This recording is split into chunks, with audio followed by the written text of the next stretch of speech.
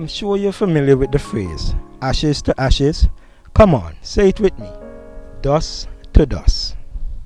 Dust for most people is a nuisance, something to get rid of.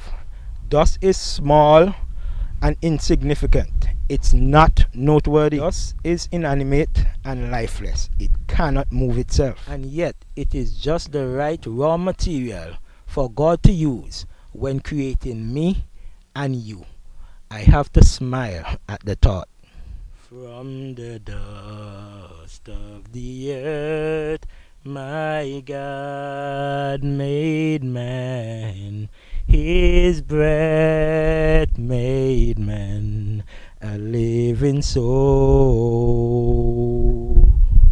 Dust of the ground plus the breath of life equals a living soul.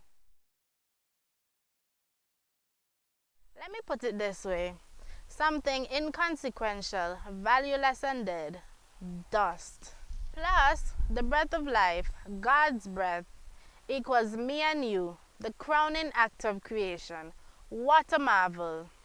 God's breath made dust noteworthy, it made dust precious, and it made dust move. All my skills and talent, all my good looks and intelligence, anything and everything that makes you and I valuable is a direct result of the breath that God breathed into our nostrils. Apart from God, not only can I do nothing, but I am nothing. I am just lifeless, dead dust.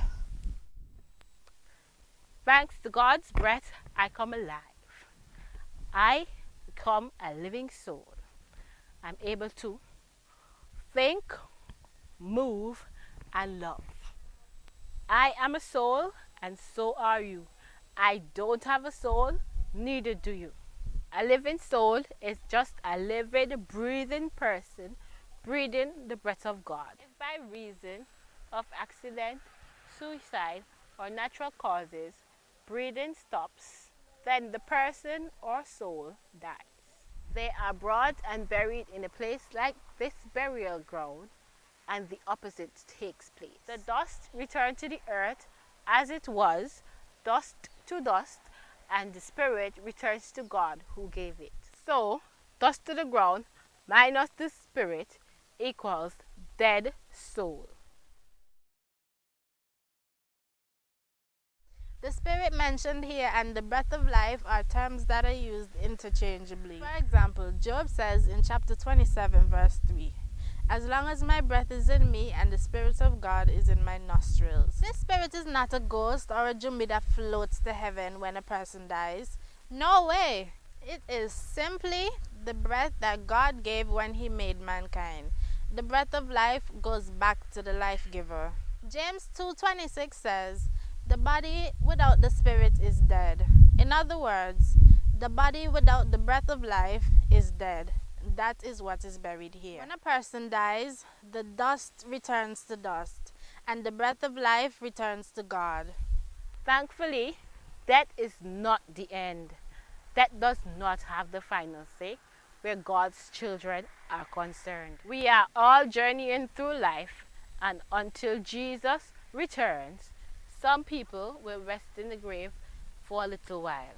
We say rest because the Bible teaches that death is really just an unconscious sleep.